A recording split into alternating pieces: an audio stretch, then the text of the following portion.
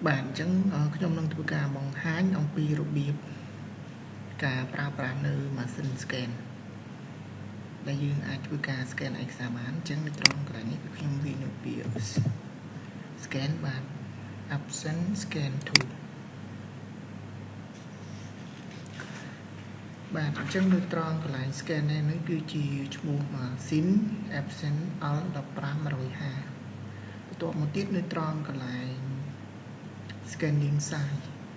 chẳng bởi sân chỉ cả này dương chưa đưa vô bia xin còn sai mà này thay dương scan tay mà trong hiến này sẽ là cạnh cạnh là bao nhiêu và sân chỉ cả này dương vô được bỏ sai mà này thay cả scan song khang bạn bắt đầu một tiết nơi trong cái lại resolution này cứ dương aiធ្វើការកំណត់ជាប់នៅកម្រិតភាពច្បាស់របស់ឯកសារខ្ញុំសូមកំណត់ជាប់ត្រឹម400បាទបន្ទាប់មកទៀតនៅត្រង់កន្លែងពាក្យ image format នេះគឺជាប្រភេទ file PDF ដែលយើងបានធ្វើការ scan រួចរាល់ហើយនៅកន្លែងនៅត្រង់កន្លែងពាក្យ file name គឺជាប្រភេទឯកសារដែលយើងធ្វើការ scan គឺវាចាប់ដោយ automatic ទៅនឹងលេខដែលជាឯកសារ PDF របស់យើងបាទបន្ទាប់មកទៀតនៅត្រង់ចំណុចកន្លែងនេះ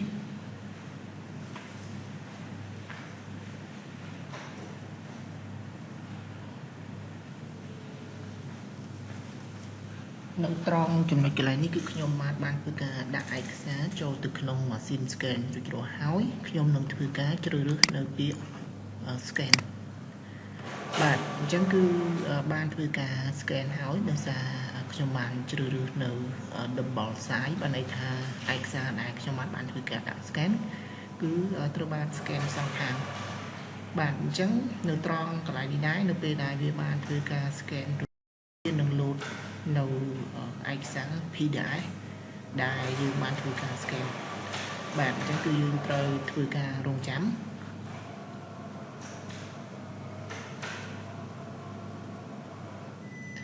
បាទគឺដូចរាល់បាទអញ្ចឹងនេះគឺជាឯកសារដែលខ្ញុំបានធ្វើការ scan នេះបាទអញ្ចឹងសម្រាប់តកតងនឹងការ scan គឺរបៀបនេះដោយសារខ្ញុំបានអត់បានធ្វើការជ្រើសរើសនៅប្រភេទ color អញ្ចឹងគឺវាចេញនៅទម្រង់សូខ្មៅបាទអញ្ចឹងនេះគឺជារបៀបនៃការ scan តកតងនឹងម៉ាស៊ីន Epson L1550បាទអញ្ចឹងអរគុណដល់បងប្អូនក៏ដូចជាមិត្តភក្តិទាំងអស់គ្នាដែលតែងតែចំណាយពេលវេលាដ៏មានតម្លៃក្នុងការទស្សនាអំពីវីដេអូបង្ហាញអំពីការ scan ឯកសារអរគុណច្រើនដល់បងប្អូននិងមិត្តភក្តិទាំងអស់គ្នាជួបគ្នានៅវីដេអូក្រោយអរគុណច្រើនជម្រាបលាបាយបាយ